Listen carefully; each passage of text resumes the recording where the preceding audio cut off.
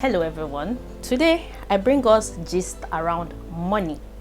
Welcome to the 5 with Maryam, where I give 5 tips around my thoughts, ideas, things, topics around life, anything. Now imagine a situation where someone in some 2 years back was earning up to ₦1,000,000 every month. And at the end of each month, she was asking her colleagues for money, like borrow me money. I'm talking about 2-3 years back. She was earning in dollars. When she changes her money, it amounts to about $1,000,000. She can't account for or take proper account of what she's doing with money for her to be in that condition at the end of each month. So what can we do to protect our money? 5 tips. Number 1, saving. Some of us have good saving practice. It's been there kind of since childhood. Even when your parents would say save money in those milk cans and all that. We need to protect our money. We need to save, but we don't just save to save. There's something I was taught and I learned, which is having a vision around your money. If I say in the next 1 year to in the next 6 months to a year, I'm going to save money. What's the vision that is tied to that money?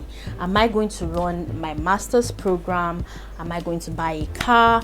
Am I going to buy land? Maybe even go on a vacation. It could be any of those. Have a vision tied. Don't just save to save.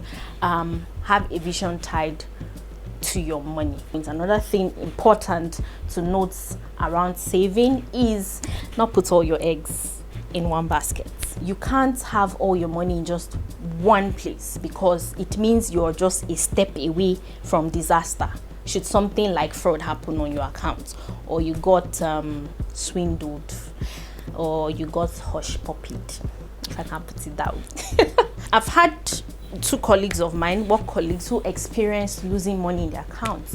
One lady lost, I think, around 700k, and another lost around 500k. It took months before the bank resolved this for them. But again, the danger in that is, imagine that's where all your money is, and then suddenly you're stuck, something you didn't even foresee happening. So you have to have multiple channels. You keep money. It could be other bank accounts. It could be, say, you have a cooperative as well, a proper cooperative though. Organizations with proper government backing, they are financial institutions, but they have backing, they have the right licenses to operate such kind of places you can put your money. Yes, have your money in different places so that should anything happen, you are not stuck and looking for urgent 2k. Next thing is make sure you budget. When you budget your money, you don't begin to ask, where did my money go? You actually know where you sent your money by yourself. For me, it's second nature. I budget even before my next pay comes or money for a gig comes. I know where it's going, what it will be channeled into. For me, budgeting works pen and paper. I have to write it down. I have to be seeing it. It has to be on paper. Some people use an app. You know, we're in the tech days, so some people could use an app. You could budget things like your core needs. Light is your need, electricity, your water bills, the food stuff you would need. So over time you begin to understand, okay, each month I think I use around this sum for light, water, and then you can balance out your budget better. Number 3 is don't be a spendthrift. In life, everything has to have balance. You don't need to tilt towards that end where you're considered a miser or you're called akagom. Don't be that person. At the same time, don't be that person who tilts towards the other extreme where you just spend recklessly, you spend anyhow, and you spend on things you don't necessarily need. Because one thing I might have failed to mention at the start of this video is our resources, there are times it just flows to us very freely and easily, and there are times it feels like it's constricted. Even if you have a job now that seems to be paying you so well, you have to be able to have foresight to understand that things don't always remain same. Life is in seasons. So in your seasons of plenty, you have to plant. In anything at all you're doing, you're trying to guard your actions, or you're trying to work towards something, you will always find some other counter experiences trying to take from that thing you're guarding as in protecting. So the point of this video, and I'm not just talking because I want to talk, these are also my experiences, and I decided to start making videos so I can share some of these experiences. Is the point of this video is that there will be times we have, and we have to find ways to protect what we have. Buy assets and key into businesses that you are familiar with already. Buy assets that appreciate, like land. Key into stocks. Key into stocks from companies. It was before that things like stocks were very complicated topics for us, but there are apps now, that platforms where you can go, even do demo trading and understand how it works, or have someone show you, or have someone teach you, like Trove. What does buying stock means? It means that a company has been in existence and they're in business, and you are keen into their business as well. That's why you buy stocks.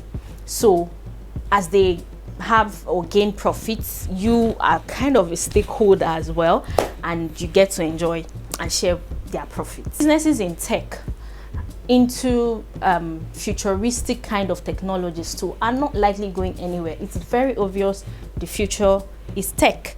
So I mean, people who bought Tesla stocks a while back, they have really cashed out, and there are a lot of us and a lot of people I know saying they wish they did. There are people who saw land in areas where they felt, when will this place grow?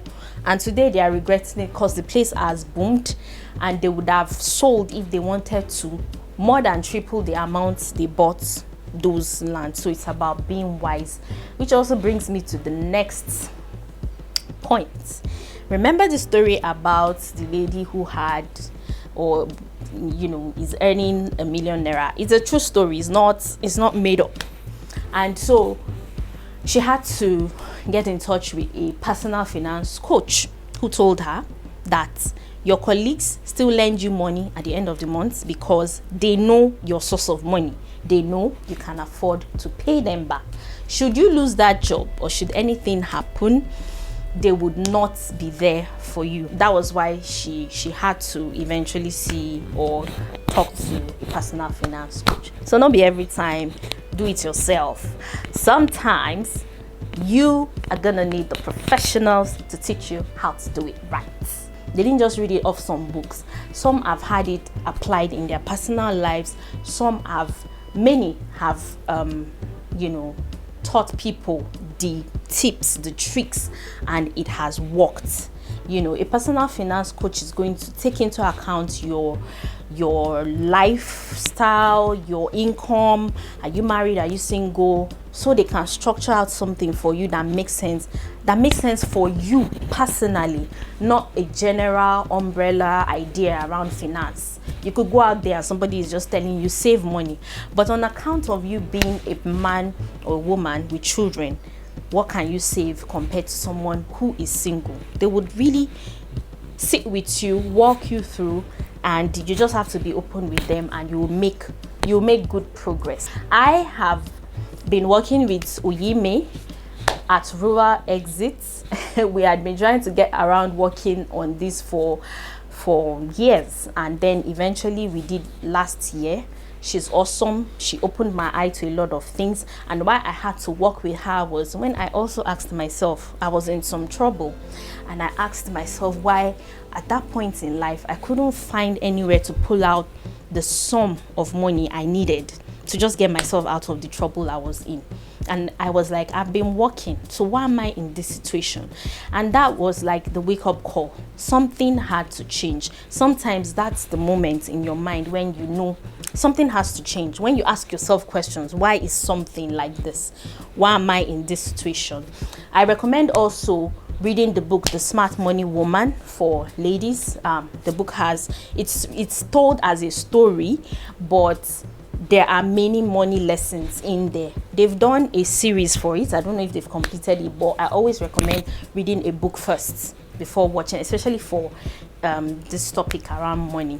So Uyime, you can follow her on Instagram at Rural Exit. There's Financial Jennifer. She's really grown a community around teaching things on finances. She's good.